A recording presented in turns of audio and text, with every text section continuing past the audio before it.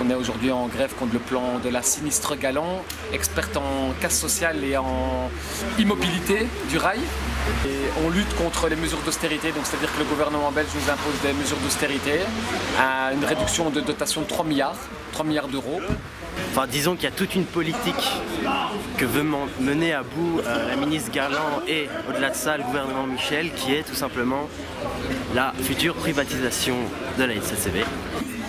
Donc suppression d'accompagnateurs de train, augmentation de productivité, menace, on va supprimer donc le one man car, c'est aussi un des projets de Jo Cornu, c'est plus d'accompagnateurs sur le train, donc j'ai expliqué les tâches de l'accompagnateur. Vous pouvez imaginer ce qui va se passer, s'il y a un malaise, s'il y a des soucis, les gens vont être livrés à eux-mêmes et donc il n'y aura pas de personne de référence pour pouvoir intervenir.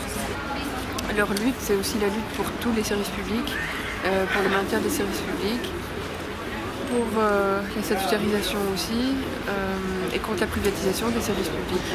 Le week-end passé, on a entendu un responsable du MR dire « Oui, mais vous savez, les cheminots, ils travaillent 35 heures. » C'est faux, moi je peux lui montrer ma fiche, j'ai fait 48 heures le mois passé.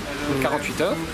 Il y a un manque d'effectifs et donc on va augmenter nos cadences de train. Ça veut dire moins de temps aussi pour pouvoir interagir avec les gens. On a besoin de trains, on a besoin que les trains roulent pour faire circuler les personnes, pour nous amener au boulot, pour diminuer l'empreinte carbone aussi, etc. Mais on fait rien pour, le gouvernement ne fait rien pour et il faut dénoncer ça. On est concerné en tant qu'étudiant parce qu'on prend tous les jours le train, parce que c'est un service public qui est en danger. Un service public qui déjà a des prix extrêmement élevés, a des abonnements, des réductions d'abonnements qui risquent de disparaître. C'est grave. Un service minimum, c'est grave. C'est une attaque contre le droit de grève, c'est une attaque contre les droits des travailleurs de manière globale et c'est une attaque contre les services publics en particulier.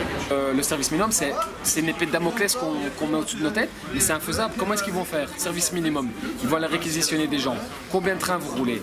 On transporte des millions de personnes par jour. Qu'est-ce qu'on va faire? On va donner des tickets? Ça va être comme au Japon, les gens vont se battre pour rentrer dans les trains?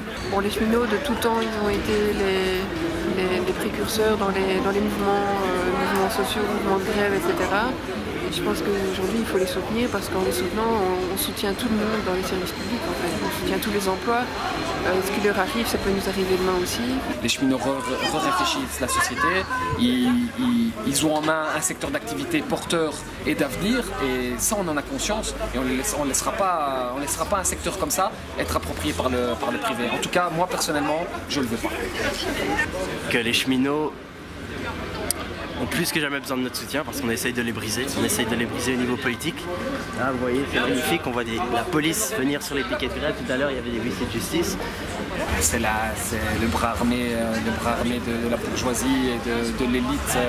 Ils viennent avec des huissiers, ils sont payés. Combien est-ce qu'ils sont payés ces gens-là? Il y a 4 huissiers qui nous suivent 24 sur 24 depuis hier. Hier, on a quitté le piquet de grève, on a été suivis par 4 fourgons remplis. Il y a de l'argent pour ça. Avec les mesures, le niveau 4, ils ont mis des moyens de sécuritaire en place et ces effectifs-là sont utilisés pour ça.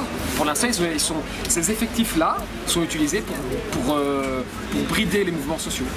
Je pense que c'est pas une surprise, c'est des gouvernements de droite qui sont au pouvoir. On est face à un rouleau compresseur néolibéral pour le moment. Ces gens-là sont au pouvoir sur un mensonge. Je me demande ce que fait le peuple. Ils ont dit qu'ils toucheraient pas, ils ont dit qu'ils s'allieraient pas avec la NVA, le MR, ils l'ont fait.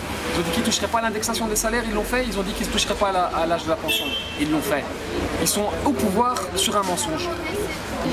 La seule solution, la seule alternative, c'est la solidarité entre tous les travailleurs.